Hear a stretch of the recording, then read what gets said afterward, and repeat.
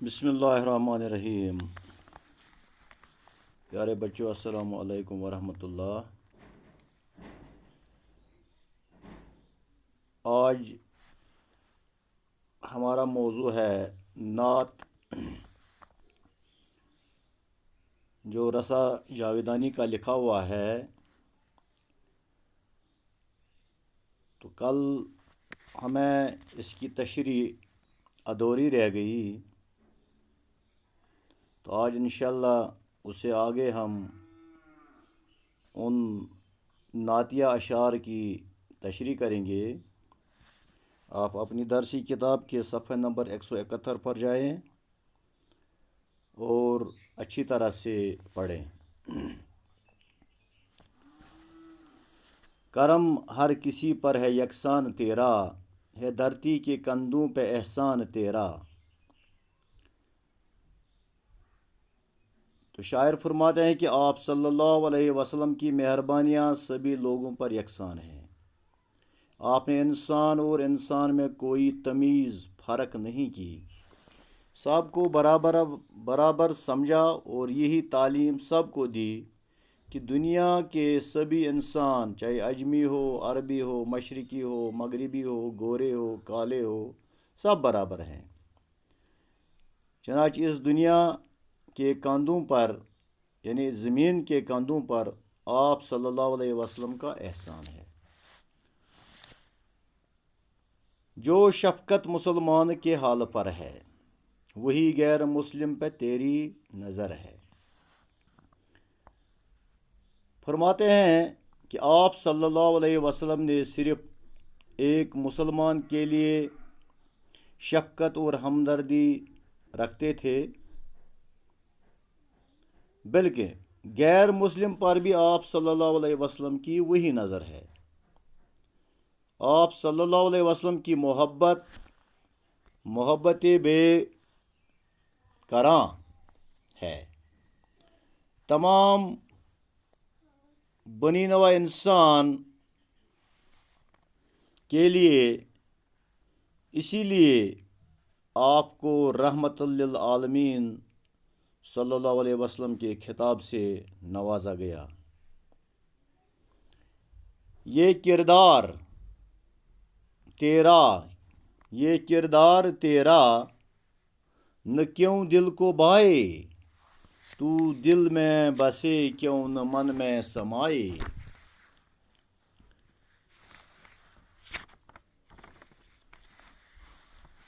جب آپ صلی اللہ علیہ وسلم کا رتبہ اس قدر عظیم ہے اور آپ صلی اللہ علیہ وسلم کا کردار اتنا بلند ہے، تو پھر آپ صلی اللہ علیہ وسلم لوگوں کے دلوں میں کیوں نہ بس جائیں، گھر کر جائیں، اور کیوں نہ لوگ آپ صلی اللہ علیہ وسلم سے عقیدت رکھیں، محبت رکھیں۔ یعنی جب ایسا کردار، جس میں ہر چھوٹے بڑے، مسلم غیر مسلم، عربی اجمی کے لیے ایک ہی نظر سے دیکھا جائے، تو وہ کردار دل میں کیوں نہ جگہ بنائے۔ تیری راہ میں جس نے کانٹے بچھائے، رہے تیری شفقت کے اس پر بھی سائے۔ اس شعر میں رسا جاویدانی نے ایک اہم واقعہ کی طرف اشارہ کیا ہے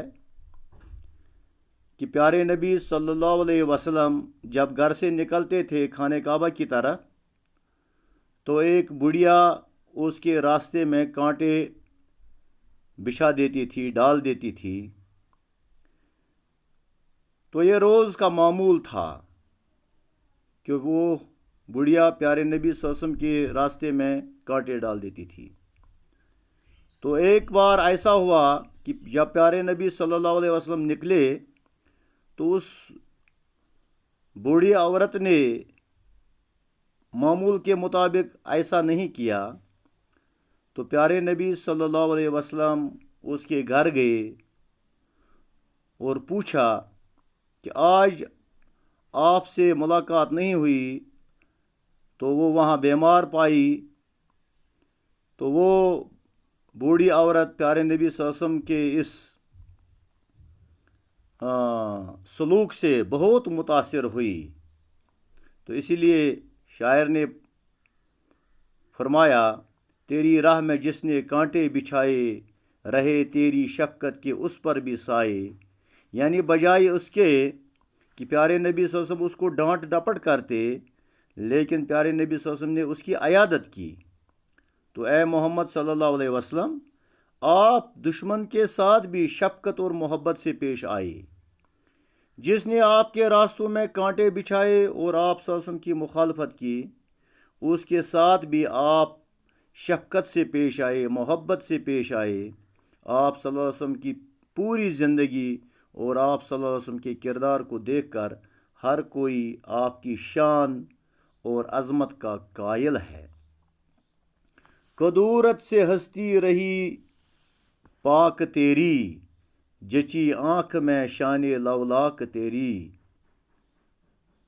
اے محمد صلی اللہ علیہ وسلم، آپ کی زندگی رنجشوں اور نفرتوں سے ہمیشہ پاک رہی، یعنی پیارے نبی صلی اللہ علیہ وسلم کے دل میں کسی کے متعلق کبھی بھی، چاہے وہ دشمن ہو یا دوست ہو یا کوئی اور اس پر جو وہ ظلم کرتے تھے، ان کے متعلق بھی پیارے نبی صلی اللہ علیہ وسلم نے کبھی رنجشوں اور نفرتوں سے نہیں سوچا۔ آپ صلی اللہ علیہ وسلم کے کردار کو دیکھ کر ہر کوئی آپ کی شان اور عظمت کا قائل ہے۔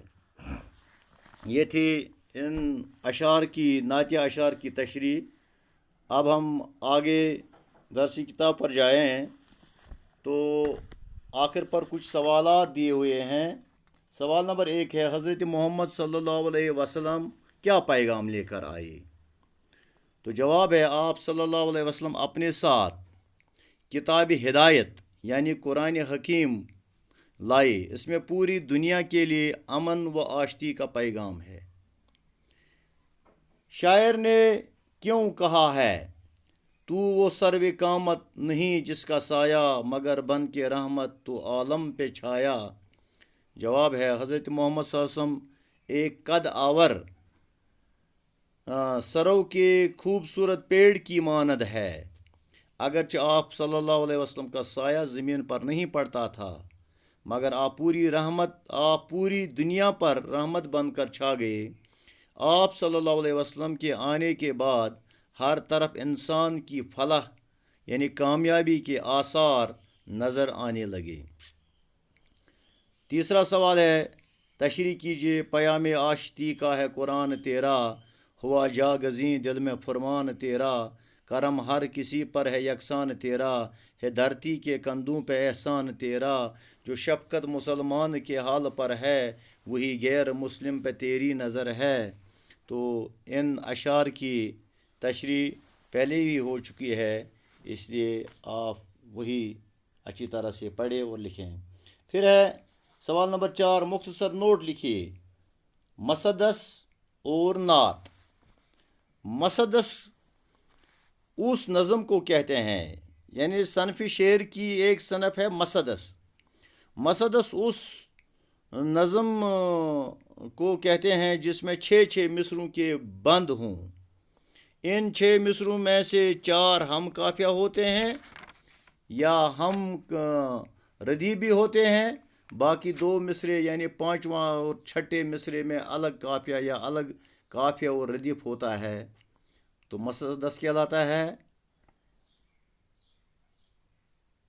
6 یا اس کی تشریح اس طرح ہے، 6 مصروں والے بند کی نظم مسدس کہلاتی ہے۔